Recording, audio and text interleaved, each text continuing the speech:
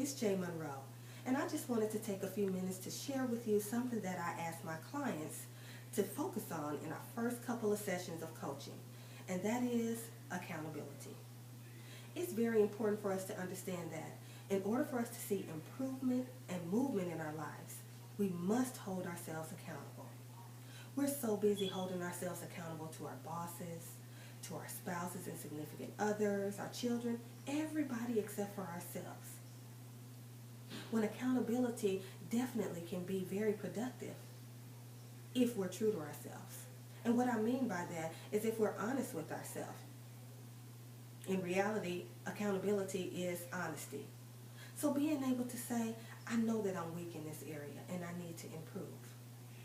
If you know that you are lacking in some skills or you haven't been doing everything that you need to do in regards to a specific situation, own that. Be accountable for it. If you know you made a mistake, if you know you were wrong about something, whether it's in a personal relationship or a professional relationship, you need to be able to take ownership of that, admit it, and hold yourself accountable for it. This is one of the hardest things for people to do when it comes to being accountable. And sadly, it is something that has caused a lot of damage to many professional relationships as well as personal relationships.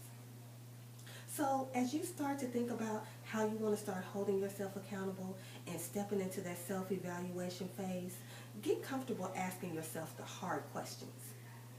Personally, there's probably not too many questions that anyone can ask me that I haven't asked myself because I am my toughest critic and I have been holding myself accountable for quite some time now.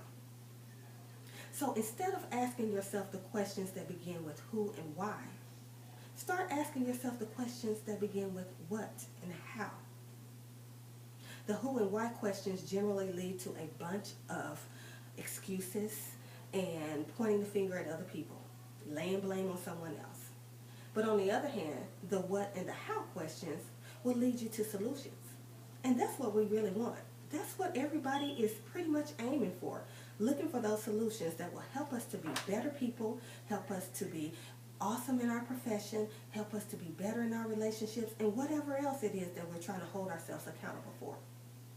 The what and the how is what we really want to know, and solutions is what we're trying to get. So I will leave you with this. Success is your responsibility, but you cannot be successful without being accountable. It's just not going to work. So as you're in your process of holding yourself accountable and trying to figure out what you can do to improve your life and what areas you need to focus on in order for you to take yourself to another level, make sure you're asking those questions that are going to deliver those awesome solutions rather than a bunch of useless excuses. Think about it. Actually, you should try it. Until next time, make every day count. This is Jay Monroe, and I'll be talking to you again soon.